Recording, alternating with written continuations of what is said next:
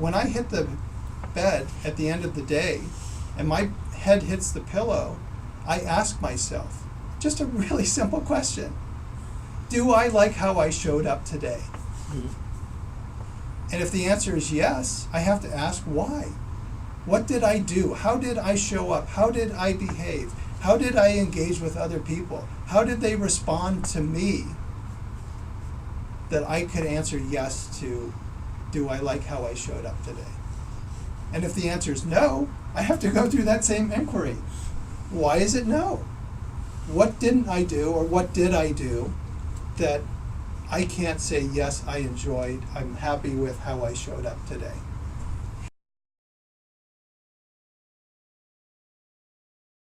There have been three things that have always been the drivers of change: demographics, technology, and Mother Nature. If we go back, I mean, just thinking, the creation of the wheel, that was technology. The computer system, technology. The internet, technology.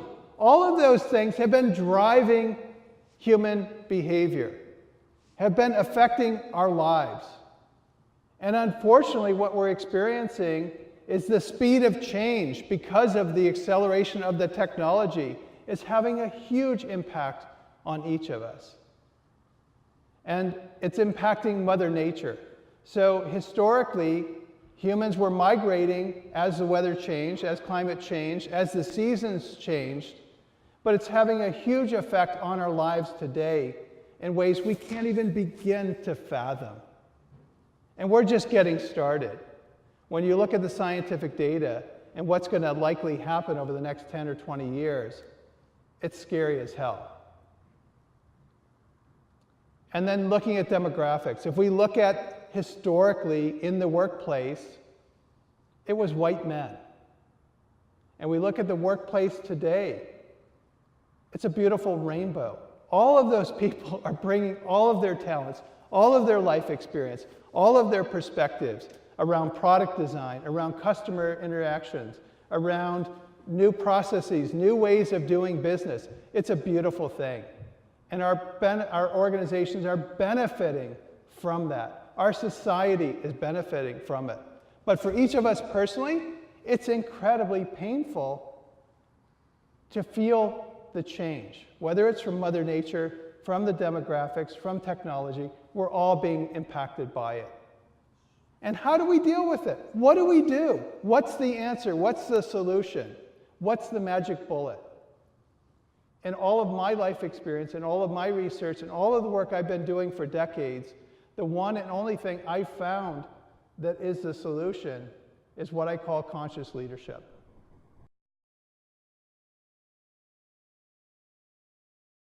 So there's been an absolutely amazing amount of research that's been done in the last 15 or 20 years about the human brain.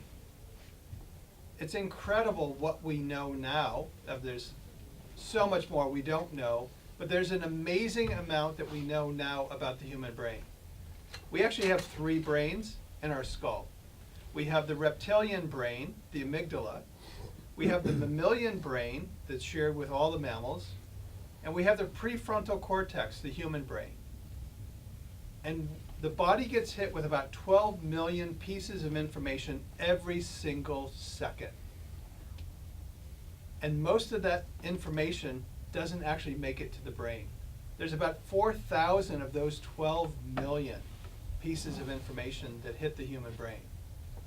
And of those 4,000, most of those get processed by the amygdala. A few more get processed by the mammalian brain, and very few actually make it to the prefrontal cortex, the human brain. Our amygdala was hardwired, it is hardwired to protect us, to keep us safe in the world. But through evolution, we're not living in the world we used to live in, where we had to worry about being clubbed, being attacked by a saber-toothed tiger, being attacked by a bear. But our body is still reacting to that, because that's what our amygdala does. It keeps us safe. That's its job. And we're all alive because of it. But we don't have those same kinds of threats in our house, hopefully. We don't have those same kinds of threats in the workplace, hopefully. But we're still allowing our amygdala to make decisions for us. And when our amygdala is making those decisions, we're either in fight, flight, or freeze mode. Either we're looking to attack somebody or push back verbally or physically, or we're looking for the exit door and get out as soon as possible, or we just freeze and stand in place. We shut our mouth, we don't say anything. And each of us as leaders have a choice in how we show up. We can show up with our amygdala in charge, and we're constantly reacting to all of the people around us, the tweets, the email notes, the phone calls, the texting, etc. Or we can move that information into our prefrontal cortex, the human brain, and we can make a choice. We can respond. Maybe it's taking a breath. Maybe it's a pause. Maybe it's recognizing all of those thoughts and all of those things we want to say or we want to do, and just pausing for a second to say, that's my amygdala talking. I don't want to talk to my amygdala. Let me take this to my prefrontal cortex. Let me take this to my human brain.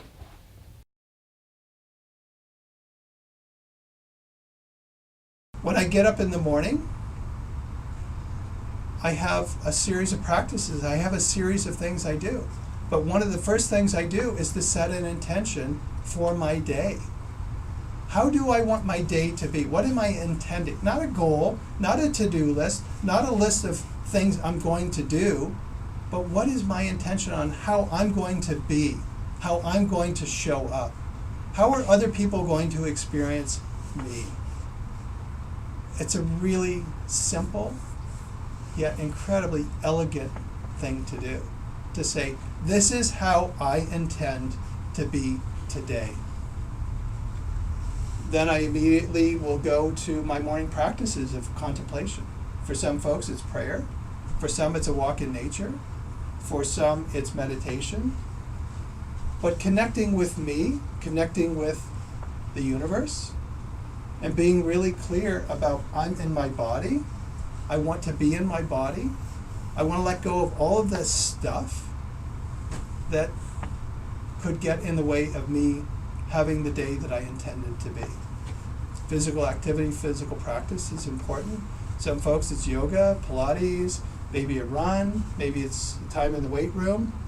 But spending some time with you before you engage and you start your day and connecting to your body is a really important practice. For me, I love hiking. If I'm not out in nature every morning for at least 45 minutes in a hike, I'm not having the kind of day that I want to have. And as I'm getting ready to go to work, I'm consciously thinking and making choices about who I'm going to be that day. I'm consciously making choices about how I want to show up. I'm not just going through the routine of brushing my teeth, combing my hair, showering, dressing, having breakfast, and out the door, but I'm trying to be present. I'm trying to be immensely grateful that I woke up today, that I'm alive, that I get to experience the world and benefit from the joy of being alive and having that sense of gratitude. And when I'm doing my morning meditation, I have compassion for anybody I know, which is everybody, who's suffering. It's a human condition. It's unavoidable. It comes with the job of being alive. And also being very intentional about being centered, being grounded, being present, and going into my day, into my life, into my routine as the best possible me. And I bring that into the workplace. I bring that into the people I work with. And I can be a shining beacon of what's possible. And if they're vacillating through their moments throughout the day of the 4 states of consciousness, and I'm doing the same, I can at least stop myself. I can be present to where I am and ask that question. Where am I? Is this where I want to be? Without judgment, without making myself wrong. Is this where I want to be showing up from? And then move to where I want to be, where I stated, I intended I wanted to be, and continue to demonstrate, to role model, to be there for people so they're experiencing me in the way I want them to, being very intentional about that. And if it's appropriate, and if they're open to it, then having a conversation to say, when you said that, when you did this, when I observed a particular action or behavior, or got a text or an email note or a phone call from you, this was my experience. Was that what you intended? Without judgment, without making them wrong, but helping them be aware, because maybe they weren't aware, maybe they weren't conscious of how their action could impact others. And through that inquiry, through that process, once again, without judgment, without making them wrong, it's an invitation. So for 66 million years, the Earth's atmosphere had between 260 and 280 parts per million of CO2. Starting in 1880 with the industrial age, humanity started pumping more and more CO2 into the atmosphere. And in the last century, we went from 260, 280 parts per million for 66 million years to 350 parts per million. And that resulted in the Earth's atmosphere increasing by 1 degree on average.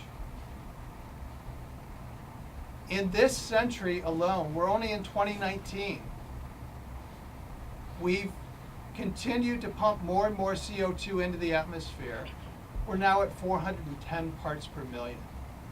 And if we stay on the trajectory we're on, we're going to hit 450 parts per million of CO2 in the atmosphere by 2030. And that's going to increase the Earth's atmosphere an additional 1 degree. And once we hit 2 degrees, and we hit 450 parts per million, we've hit a tipping point. It's a point of no return. All of the indicators are on red, and we're not doing anything about it.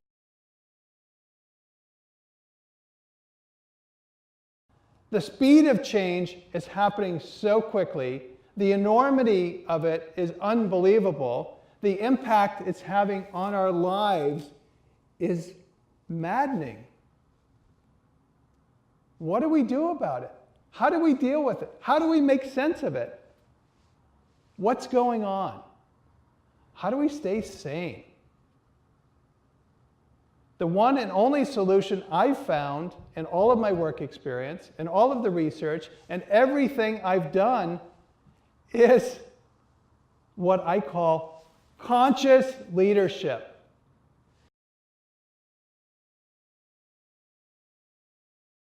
So, do you own your money, or does your money own you? Each of us spend most of our waking hours working for money. And what are we going to do with it? Do you want your life, or do you want your money? What value do you place on money? And is it appropriate? Does it work for you? Is your money working for you, or are you working for your money?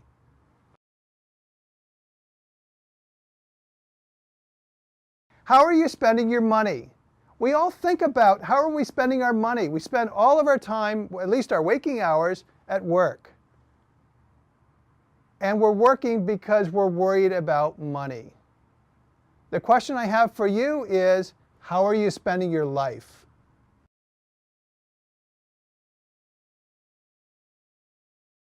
All of our thoughts, all of our feelings, all of our beliefs, all of our life experience affect and impact how we show up as a leader. Everything, every part of us shows up in the way we behave, the way that we lead. And if we don't know what we believe, if we don't know what we think, if we're not aware of how we impact people, if we don't know how we show up, then we're on remote control as leaders. We're showing up as a robot. We're showing up at the mercy and the influence and all of the systems that impacted our belief systems and how we see the world.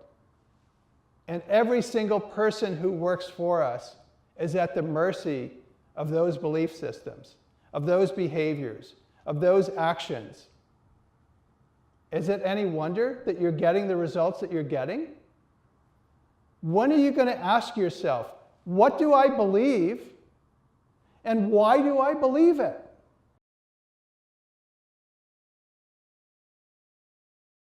So when we're in that moment, when we're trying to make a decision about am I going to react or am I going to respond to this situation, their body is picking that up. And as a result, our body is picking that up. And there's this whole exchange that's happening before any words are being shared, before any actions are being taken. And as that additional information is coming into our body, we're storytellers. As human beings, that's what we do. We're narrating the story of our life. So in that moment, our brain is in overdrive, writing this whole story about what's going to happen. And usually that story that's being written is reinforcing, I need to go into fight, flight, or freeze mode. I need to react. My amygdala is telling me, my reptilian brain is telling me, be afraid, be very afraid. And their body is picking up on that. And their amygdala, their reptilian brain is telling them, be afraid, be very afraid. And then our body's picking up what their body's sending us. And it just gets escalated. And no words have been spoken. Their body is sending all kinds of signals, body language, facial expressions, even if they're nanosecond facial expressions, our body is so wired to be picking up all of that information. And it's amazing what our bodies are able to pick up and do. But we've got this thing, this prefrontal cortex, the human brain, that can override it. And we have a choice. So thank you all for being here. I really am delighted to be able to have the opportunity to talk to you today about something that's near and dear to my heart. And that is the state of our organizations, the state of the workplace, the state of our lives. So each of us, and I want you to think for a moment to this morning when you were waking up. And just think about what was happening in your head as you were starting to remove the covers and get out of bed. What were your first thoughts? What was going through your head? What were you thinking about? I suspect that you were thinking about, oh yeah, it's a work day. I've got to go to work. And as you got out of bed, maybe you went into the bathroom, maybe you were taking a shower, getting dressed, brushing your teeth, thinking about what you were going to have for breakfast, but consciously or subconsciously, you were thinking about going to work. Even if you work from home, you were thinking about, who am I going to be today? And we all do it, consciously and subconsciously. And as we're going through that thought process, we're thinking, which parts of me can't I take to work? Which parts of me do I have to remove? Which parts of me do I have to leave behind? Which parts of me is it not safe to bring to the workplace? And so as we're going through our morning ritual, our morning routine, and getting ready to go to work, and showing up in the workplace, as we walk through the door, whether it's our home office or the coffee shop where we work out of, or our car door because we're driving to an appointment, or actually walking into the office space, we've left 40, 50, 60% of us behind. And you know what? Every single person we're working with, our colleagues, our customers, our suppliers, they've all left 40, 50, 60% of themselves behind too. So is it a surprise that we've got dysfunctional workplaces? Is it surprising that when we leave at the end of the day, we're exhausted? Is it surprising that we don't feel engaged? Is it surprising that we're thinking about a new job? Maybe it's not the job. Maybe it's not our employer. Maybe it's we have to accept responsibility for our mindset about, do I really have to unpack parts of myself? Do I have to leave parts of me behind? What would happen if I showed up as my whole self? I suspect our colleagues would be surprised, like, who the hell are you? And I suspect that you would probably have a very different experience at work. And I'm guessing that if you show up as your whole self, you're probably going to have a lot more fun. You're going to be more engaged. You're probably going to be more productive. You're going to do your best work. And you know what? Maybe you'll discover that it's not the place where you need to be. Maybe you need to be working someplace else that brings you joy, that brings out the best you possible. And it's possible that your colleagues will go with you and you'll all go and start a new business or go work someplace else. Who knows? But I would encourage each of you to be thinking about when you're waking up in the morning, or even better yet, before you go to bed the night before. And you set that intention. Who do I want to be when I wake up in the morning? Who do I want to be when I go to work? How do I want to be showing up in the workplace? How do I want to be showing up in the world? And recognize we're all human beings, not human doing. So how am I being? How are other people experiencing me? How am I experiencing them?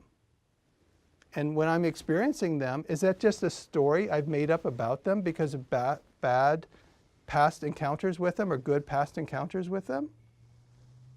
Or is that really them? And what have I done about it? Have I had an honest conversation to say, I'm experiencing you this way in a non-judgmental, not making them wrong, but just saying, here's how I'm experiencing you. Is that what you intended? And in having that conversation, it creates vulnerability, it creates connection, it creates community, and it provides an opportunity for an honest dialogue as two human beings who genuinely care about each other. And it can elevate them, it can elevate you, it can elevate the employment culture that you're working in. It can create opportunities for a whole new way of being in the workplace for you, for your colleagues, and organizations who foster that kind of environment, that kind of communication. What we find is they actually have better results. They make more money, they have a higher retention rate of their workforce, people feel more engaged, more productive, more valued, and they have a bigger contribution to the communities they work in. It's amazing, and yet it's so profoundly simple. And it starts with each of us setting that intention before we go to bed at night. Who do I want to be tomorrow?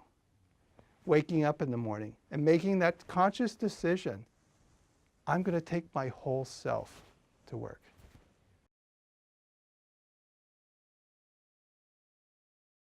So why do we have so many startups in the world today? Why are there so many organizations that have been created in the last couple of decades? There are a number of explanations for it. One certainly is, and the most important, is that the barriers to entry to starting a company have fallen. Whether we're talking about the internet, access to capital through the various means, credit cards, PayPal,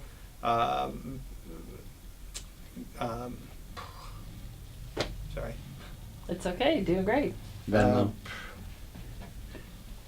Oh, online resources. Yeah. So when we think about starting a company today, and we think about what's necessary to start a business, so many of the barriers to entry have fallen. It's easy enough now through Google Suites to have the IT infrastructure that you need for communicating and sharing information. Through PayPal, through crowdfunding, through friends and family rounds of funding, credit cards, you have access to financial capital to start your business. The internet has given us the opportunity to get lots of information on competitors and the marketplace and what's happening. So the historic hard things about starting a business have become much easier. But with that in mind, why do so many startups fail? It's not because they don't have a good strategy. It's not that they don't have access to talent. It's not that they don't have access to capital. It's not that they don't have what they need in terms of the resources that are necessary. The piece that's oftentimes missing, particularly in the leadership of the organization, is the softer skills, the human interaction, the understanding of what is necessary to engage and drive human behavior, to get people excited about being an ambassador for the organization, for wanting to be a cheerleader for what you're doing, to show up as their highest and best self. That soft stuff is the hardest stuff of being a leader. The historic hard stuff of having the resources has actually become really easy. The barriers to entry have fallen. But I encourage every single leader I work with to work on their soft skills: communication, human interaction, intention, how they're showing up, self-awareness, being an effective and conscious leader. That's foundational in the world today if you're going to have a successful business, if you're going to be a successful leader. You have to be present to the people who are working with and around you. You have to show up in as your highest and best self. And it's only by being present, conscious as a leader, will people want to follow you. Will they want to volunteer? Will they want to go beyond what's expected and what's required of them to get stuff done?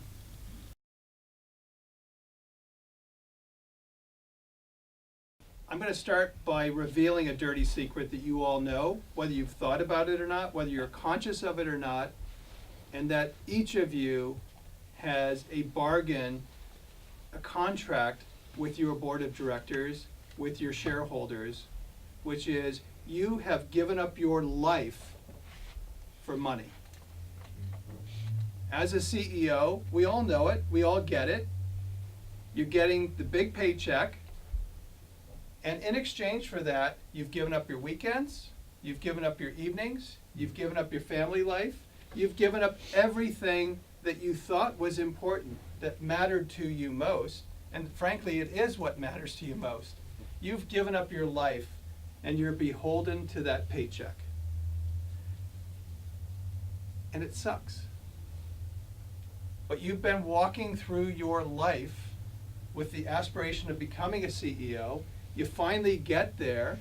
You think you have all of this organizational power, and the reality is your power is limited. And you have to really think about, how am I going to use that power? And you have to be judicious about it. And you have to really use your influence. And that's really where you get organizational power, is through your influence, not the authority that you have. But you have to fundamentally accept that without knowing it, I blindly walked into this role as a CEO for that paycheck. I had all kinds of thoughts, all kinds of ideas about what I was getting, and I didn't think about what I was giving up. And I would encourage each of you to really reflect on, what have you given up? It's not just your weekends, it's not just your evenings. How much of your soul have you given up? And what's that price? And how do you change it? Most importantly, how do you change it? What are you willing to do? What kinds of conversations are you willing to have with your boards of directors? What kinds of conversations are you willing to have with your leadership team? Because you're templating for them the kind of behavior that you want and expect from them. You've created an organizational culture and environment that you own. You've created this thing and the people who work for you. And are you getting what you wanted? Is the organization getting what it wants? Are the employees who are showing up, are they living the life that they want to live? You have a responsibility as a leader to be conscious, to wake up, to be aware of the life you're living and to say, is this right? Is this what the world needs? Is this what I need? Is this what my family needs? Is this what the society that I live in, the community I live and work in, is this what they need? I suspect not. We know not. We know that there is a better way. You can look in the mirror. You can see your life, the life that you're living. And I would be very surprised that you're happy with it. In all of the CEO coaching work I've been doing for over the last 10 plus years, what I hear over and over and over and over and over again from every one of the clients I've worked with is how lonely they are. They've got stuff that they can't bring to their board of directors because their board is going to say, we got to get rid of this guy or this woman. They're not competent. They can't bring it to their subordinates because they all want their job. They can't bring it home to their partner because the last thing their partner wants to hear is more shit about what's going on in the workplace. So where do you go? What's your outlet? What do you do with this emotion, these thoughts, these ideas? What's happening for you? You stuff it down and you ask for another pay raise. You ask for more stock options. You ask for more stock because you're miserable. It's not worth it. So it's part of the reason why I've been coaching for so many years is to be that vehicle, that outlet, that relief valve for the CEOs that I'm working with, is to have a confidential, trusting, safe environment to talk about what really matters to them. And I would encourage each of you to find that outlet, to find somebody or some bodies, perhaps it's a group of colleagues, to get together on a regular basis to release that pressure, to allow yourself to have clarity of thought, to really honestly process what's going on inside. Because if you don't, then you're reflecting back to your subordinates, you're reflecting back to your board, you're reflecting back to the people who work for you a behavior that's not healthy. And it's not helpful. And it will drag down the organization over time. And it will destroy your health over time. And it's really simple. It's developing personal, human interaction, connection with somebody or some bodies where it's safe. And in doing so, and having that sense of safety, you develop a sense of trust. And with that sense of trust, then it's safe for other people. And all of a sudden your subordinates feel like it's okay to come to you and tell you the information that they've been reluctant to tell you.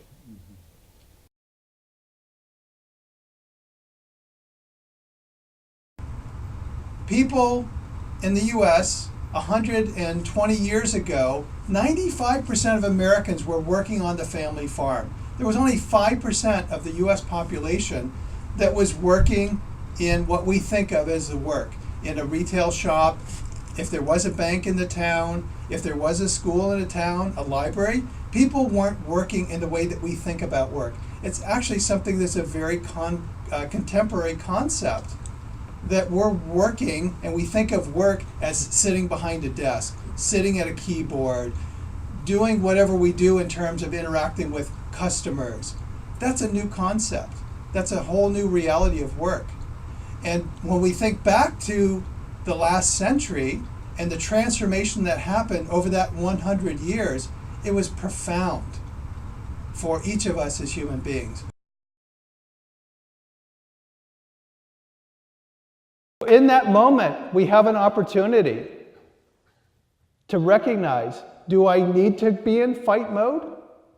Do I need to be in flight mode? Do I need to be in freeze mode?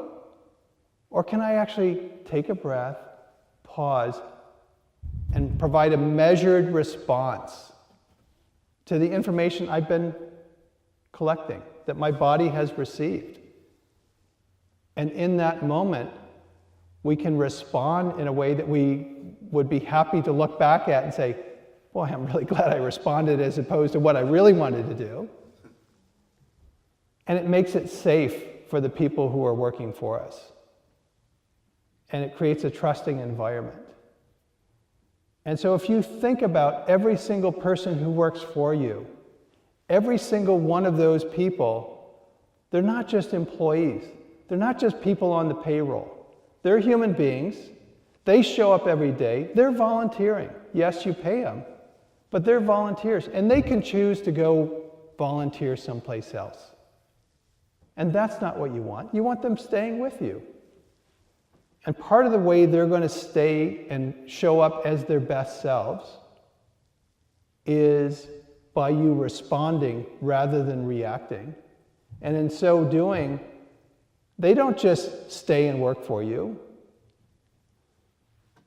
They don't just say good things about you in the place where you're working, but they actually want to go over and above and serve you and the organization. And with that service, they become amazing ambassadors for your company, for your brand, in the marketplace. That is absolutely priceless. You can't buy that level of service and ambassadors. It's incredible. And it starts with just a really simple thing of, I'm going to consciously respond to stimuli with my human brain, as opposed to reacting from my reptilian brain. We've all evolved. So I'd love to invite a couple of folks up from the audience to just, let's do an exercise. Because it's not just reacting in terms of what we say. We actually energetically, we can feel. We've all experienced it.